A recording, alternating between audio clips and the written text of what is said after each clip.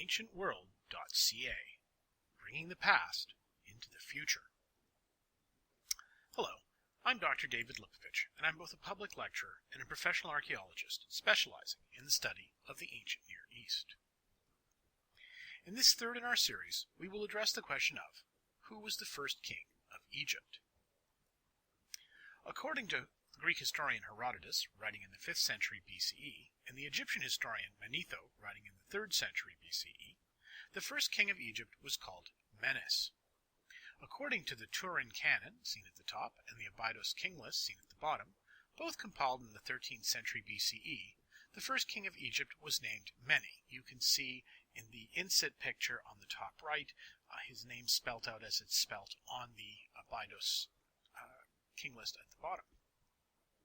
While this seems like a simple enough statement, Egyptian kings had up to 5 names, and the name which was considered primary changes over time.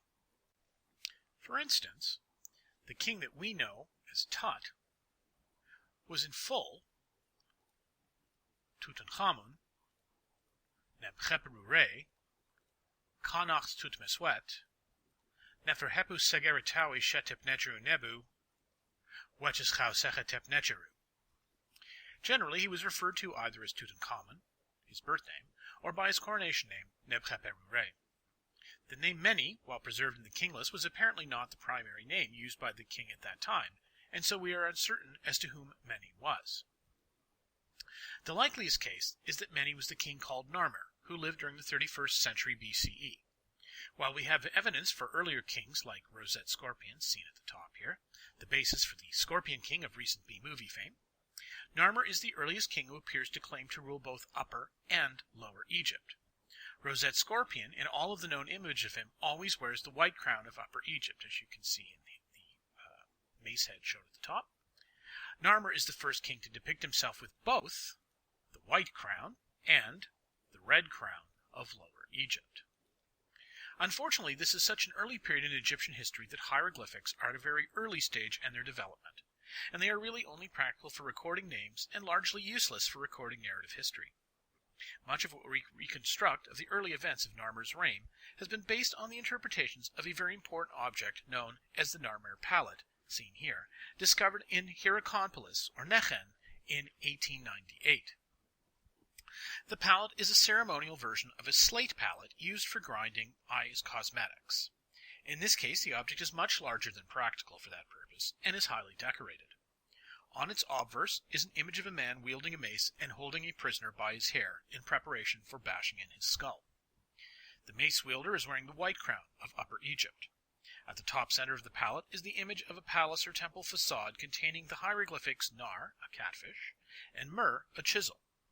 On the reverse is seen a military victory parade, where Narmer is shown wearing the red crown of Lower Egypt, while being preceded by a parade of standard bearers, carrying the standards associated with the gods Wepwawet of Asyut and Horus of Nechen, both cities in Upper Egypt. They are marching in front of a pile of decapitated bodies. Below the parade are 2 serpopards, a combination lion and serpent, whose necks are being tied together to symbolize the unification of Upper and Lower Egypt into one country under Narmer's rule. In short, the palette is describing a narrative using artistic imagery in lieu of writing.